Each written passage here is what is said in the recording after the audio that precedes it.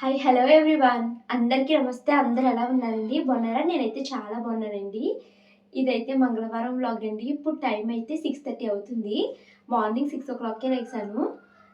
నేను గమనించింది ఏంటంటే లాస్ట్ వీక్ అంతా చలే లేదు. చాగల్లులో చలే లేదు, హైదరాబాద్లో కూడా చలి లేదు. కానీ ఈరోజు ఏంటో చాలా చలిగా అనిపిస్తుంది. ఇంక మళ్ళీ స్వెటర్ అయితే వేసేసుకున్నాను. ఇంకా మార్నింగ్ 6కే లెగిసాను. చాలా బద్ధకంగా అనిపించింది. అప్పుడే తెల్లారిపోయిందా, ఇంకొక 1 అవర్ ఉంటే బాగుండు, ఇంకొక 2 అవర్స్ ఉంటే బాగుండేది కదా, పడుకుందాను కదా అని అనిపించింది.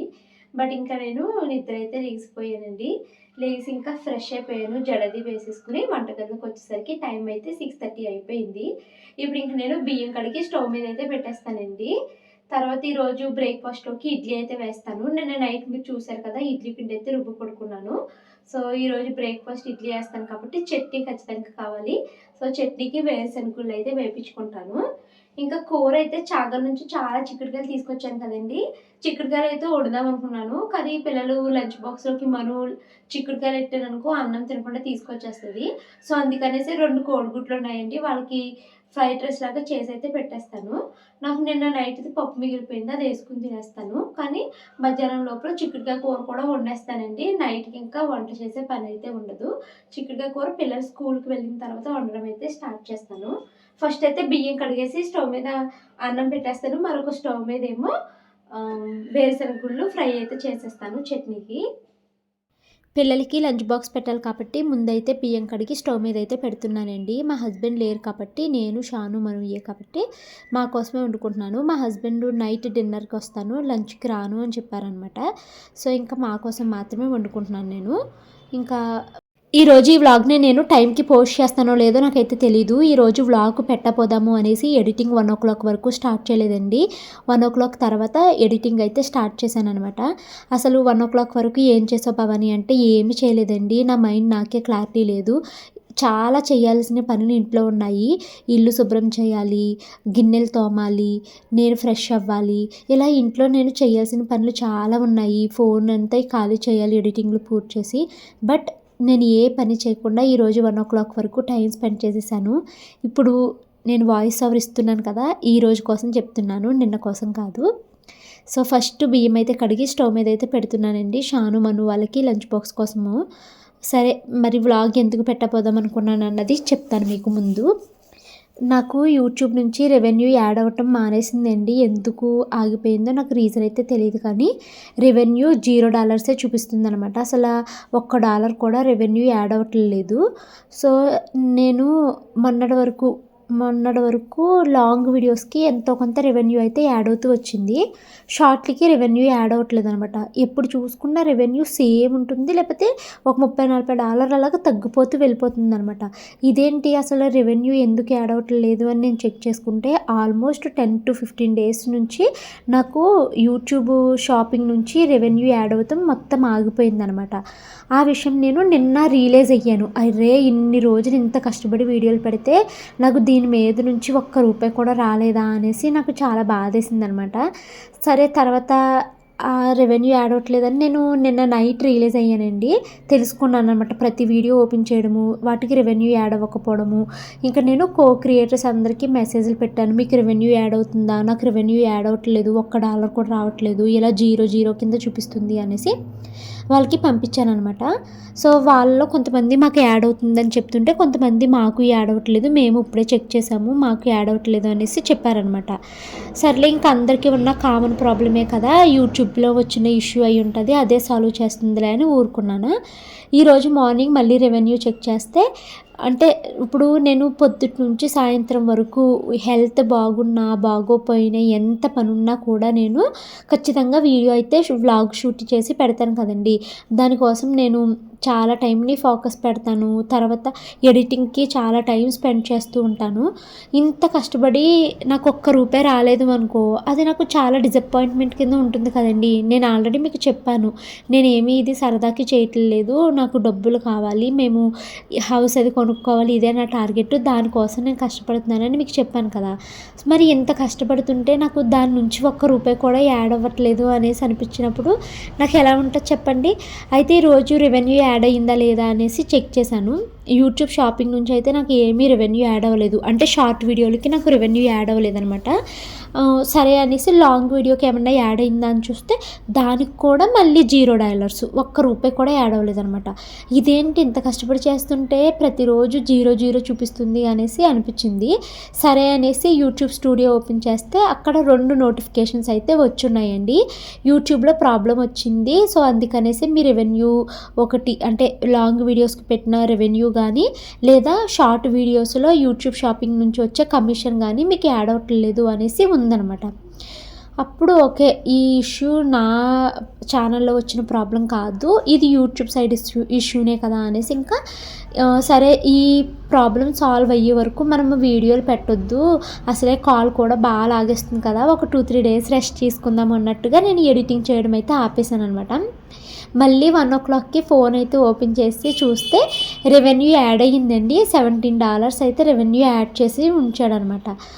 అప్పుడు ఇంకా మళ్ళీ హోప్ వచ్చింది. సరే యాడ్ అయినాయి కదా, మళ్ళీ వదిలేసుకుంటే ఆ కొంచెమైనా మనకి ఎవరిస్తారు చెప్పండి. సో అందుకని మళ్ళీ అప్పటికప్పుడు 1 o'clockకి కూర్చుని ఎడిటింగ్ అయితే స్టార్ట్ చేశాను. సో అందుకనేసి ఈరోజు వ్లాగ్ మరి ఏ టైంకి వస్తుందో నాకు తెలియదు, కానీ ఇప్పుడు నేను వాయిస్ ఓవర్ ఇస్తున్నప్పుడు టైం అయితే ఆల్మోస్ట్ 1:10 అయితే అయిపోతుందండి. ఇప్పుడు నేను దీన్ని ఎడిట్ చేయాలి, దీన్ని అప్లోడ్ చేయాలి, మళ్ళీ యూట్యూబ్ దీనికి చెక్స్ కంప్లీట్ అవి ఇది పెట్టాలన్నమాట.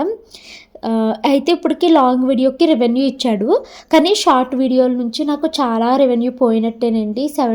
అంటే December 25th టైం నుంచి ఈ న్యూ ఇయర్ అయిన తర్వాత ఒక్కరోజు దానికి కూడా నాకు యూట్యూబ్ నుంచి రెవెన్యూ యాడ్ అవ్వలేదన్నమాట. మరి ఈ పాత రెవెన్యూ అంతా యూట్యూబ్ నాకు బ్యాక్ ఇస్తుందా ఇవ్వదా అన్నది నాకైతే తెలియదు, కానీ ఇది నాకు ఎంతో కొంత లాసేనండి. కనీసము ఈ 15 రోజుల్లో కనీసం 10,000 నేను నష్టపోయే ఉండుంటానేమో అని నాకు అనిపించింది. అది కొంచెం బాధ అనిపించింది అనమాట. ఎందుకంటే కూచిపూడి సిరీస్ చాలా బాగా హిట్ అయిందని చెప్తానండి. ఎందుకంటే 4 lakhs 5 lakhs వ్యూస్ వచ్చినాయి. ఒక వీడియో అయితే 1.2 million వెళ్ళింది, ఇంకో వీడియో 1 million వెళ్ళింది. సో ఇంత వ్యూస్ వచ్చినప్పుడు నాకు ఎంతో కొంత దాని మీద రెవెన్యూ అయితే జనరేట్ అవ్వాలి. కానీ మరి ఇది ఏం ప్రాబ్లం ఏంటో తెలియదు, కానీ నాకు యూట్యూబ్ నుంచి అసలు వాటి ఏట్లకి ₹1 కూడా రెవెన్యూ యూట్యూబ్ ఇవ్వలేదు. సో అది కొంచెం బాధ అనిపించింది అనమాట. ఆల్మోస్ట్ రోజుకి 2 షార్ట్ 15 రోజుల వరకు చూసిన 30 వీడియోలకి నాకు రెవెన్యూ అయితే రాలేదు. నేను ఎందుకు ఇది ప్రతిరోజు చెక్ చేసుకుని ఉండాల్సింది కదా, చెక్ చేసుకుని ఉంటే మధ్యలో వీడియోస్ పెట్టడం ఆపేసేదాన్ని కదా, ఈ ప్రాబ్లం సాల్వ్ అయ్యాక పెట్టేదాన్ని కదా అనేసి ఈరోజంతా నాకు అదే బాధ అనిపించింది. ఇప్పుడు ఇది మీకు చిన్న విషయంలా అనిపించవచ్చండి. నేను ఆ వీడియోల కోసం చాలా కష్టపడతాను, నైట్లు కూర్చుని ఎడిటింగ్ చేస్తాను, లేకపోతే మార్నింగ్సే లేచి వాయిస్ ఓవర్ ఇచ్చుకుంటాను, ఇలా చేస్తాను కదా. ఇంత చేసాక దానికి డబ్బులు రాలేదు అని తెలిస్తే చాలా బాధ అనిపిస్తుంది. ఇలా నాకు ఒక్కదానికే కాదులేండి, చాలామంది క్రియేటర్స్కి సేమ్ ప్రాబ్లం ఉంది అని చెప్పారనమాట. సో ఇంతమంది క్రియేటర్స్కి ప్రాబ్లం ఉంది కాబట్టి యూట్యూబ్ న్యాయంగా ఎవరి డబ్బులు వాళ్ళకి వెనక్కి ఇచ్చేస్తే బాగానే ఉంటుంది. మరి ఏమవుతుంది అన్నది నాకు తెలియదు. మీకు నేను యాడ్ అయినాయా లేదా అన్నది అది ఇష్యూ సాల్వ్ అయితే అప్పుడు మీకు అయితే చెప్తానులేండి. ఇంకా ఈరోజు లంచ్ బాక్స్లోకి పిల్లల కోసం అయితే నేను ఎగ్ ఫ్రైడ్ రైస్ లాగా అయితే చేసి పెట్టేశానండి. ఇంకా ఆఫ్టర్నూన్ నేను పిల్లలు స్కూల్కి వెళ్ళిపోయిన తర్వాత నేను తినేటప్పుడు చిక్కుడుకాయ కూర ఏమైనా వండుకుంటాను. ఇంక ఇప్పుడు వాళ్ళైతే పిల్లలైతే నిద్ర లేచిపోయి స్నానాలు అయితే చేస్తున్నారండి. వాళ్ళు స్నానం చేసి వచ్చే లోపల టిఫిన్ అయితే రెడీ చేసేయాలి. సో వాళ్ళ కోసం అయితే నేను ఇడ్లీలు అయితే వేస్తున్నాను. నిన్న వ్లాగ్లో మీరు చూసారు కదండి, ఇడ్లీ పిండి అయితే రుబ్బాను. సో పిల్లలకి ఇడ్లీ వేస్తున్నాను. నాకు వాకింగ్ నుంచి వచ్చాక వేసుకుందామా అని చాలాసేపు ఆలోచించాను, కానీ ఎందుకులే గ్యాస్ ఎక్కువ వేస్ట్ అయిపోతుంది అనేసి ఇప్పుడు నాకు కూడా టిఫిన్ అయితే వేసేసుకుంటున్నాను అనమాట. యూట్యూబ్లో అప్పుడప్పుడు ఇలాగ ఏదో ఒక గ్లిచ్ అయితే వస్తుందండి. అయితే ఇవి వచ్చేది అందరికీ రాదు, కొంతమంది క్రియేటర్స్ని గట్టిగా ఎఫెక్ట్ చూపిస్తూ ఉంటుంది అనమాట. నేను కొంతమందిని కనుక్కుంటే మాకు రెవెన్యూ యాడ్ అవుతుంది అన్నారు, కొంతమంది ఏమో మాకు యాడ్ అవ్వట్లేదు, సేమ్ నీకులాగానే 0 చూపిస్తుంది అనేసి చెప్పారు. అయితే ఈ ప్రాబ్లము యూట్యూబ్ సాల్వ్ చేస్తుంది, కానీ ముందు పెట్టిన వీడియోస్కి రెవెన్యూ యాడ్ అవ్వలేదు అనుకుంటే అది అలాగే ఉండిపోతుంది అనమాట. ఇది ఇప్పుడు నాకు సెకండ్ టైం రిపీట్ అయ్యిందండి. అప్పుడైతే ఒక 1 lakh వ్యూస్ అలా వచ్చిందనమాట ఒక వీడియోకి. అంటే నేను నా సోర్స్ ఆఫ్ ఇన్కమ్స్ గురించి చెప్తూ పెట్టాను కదా ఒకసారి వీడియో, అది చాలా మంచిగా హిట్ అయింది ఆ వీడియో. అయితే అంత మంచిగా చాలా కాలం తర్వాత నాకు ఒక 80K 90K వ్యూస్ వచ్చాయి. అబ్బా మంచి రెవెన్యూ వస్తుందేమో అని అనుకుంటే దానికి నిజంగా మీరు నమ్మరండి, ₹20-30 కూడా ఇవ్వలేదు నాకు యూట్యూబ్. అసలు నాకు అది చాలా బాధ అనిపించింది. ఇచ్చింది. ఆ తర్వాత ప్రాబ్లమ్ సాల్వ్ అయ్యింది కానీ దానికి స్టిల్ నాకు ఇప్పటికి 100 రూపీస్ 120 రూపీస్ అలా ఇచ్చింది యూట్యూబ్ అంతే. దానికి రెవెన్యూ ఇవ్వలేదనమాట. ఆ తర్వాత మళ్ళీ ప్రాబ్లమ్ సాల్వ్ అయ్యాక మిగతా వీడియోస్కి మంచి రెవెన్యూ వచ్చింది కానీ ముందు వీడియోస్కి పోయింది కదా. పిల్లలిద్దరికి టిఫిన్ అయితే పెట్టేశానండి. వాళ్ళు టిఫిన్ తినేసారు. అయితే 8:10 అయ్యిందండి. పిల్లలిద్దరిని రెడీ చేసేసాను. వాళ్ళిద్దరిని స్కూల్లో దింపేసి నేను వాకింగ్ చేసుకుని ఇంటికైతే వస్తాను. ఈరోజు మార్నింగ్ 6:00 నుంచి మార్నింగ్ 10:30 వరకు నా డే చాలా ప్రొడక్టివ్గా అయ్యిందండి. పనులన్నీ త్వరగా పూర్తి చేసుకున్నాను. ఇల్లు కూడా నీట్గా టైంకే శుభ్రం చేసేసుకున్నాను.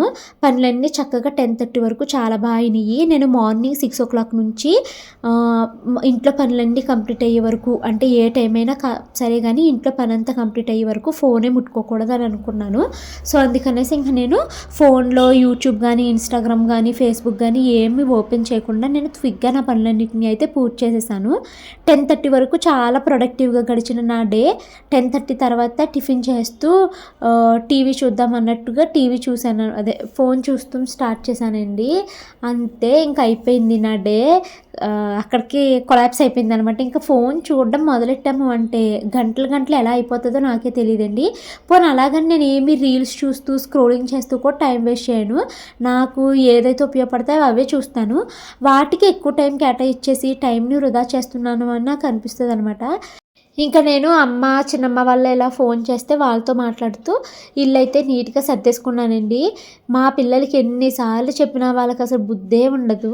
నేను అక్కడికి నిన్న చాలా గట్టిగా తిట్టేసాను కూడా. మీరు తీసిన పుస్తకాలు తీసిన చోట పెట్టండి, ఆడుకున్న బొమ్మలు మళ్ళీ అక్కడ సర్దండి అంటే ప్రాపర్గా సర్దరండి.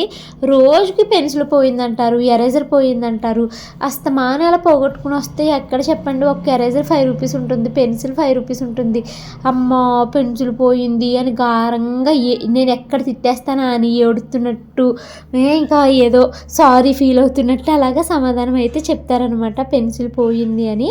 వాళ్ళు ఇంకా అంత క్యూట్గా అడిగేసరికి ఇంకా మనం ఏం మాట్లాడలేము. మీ పిల్లలు ఇంతేనా అనేది కామెంట్ అయితే చేయండి. ఇంకా నేను మొత్తం అన్నీ సర్దేశాను. ఇప్పుడు నాకు ఏ అవసరమో ఒక్క డైరీ మాత్రమే పైన అయితే ఉంచుకుని మిగతా ఇల్లంతా అయితే నీట్గా క్లీన్ చేసేస్తున్నానండి. ఈ ఒక్క ఇల్లు తుడవడము, మెయిన్ ఇల్లు సర్దడం అన్నది చాలా చాలా పెద్ద పనిలాగా నాకు అనిపిస్తుందండి. అసలు అన్నిటికన్నా పెద్ద పని ఇల్లు సర్దడము. ఎక్కడ వస్తువులు అక్కడ సర్దాలి అంటే చాలా టైం అయితే పట్టేస్తుంది నాకు.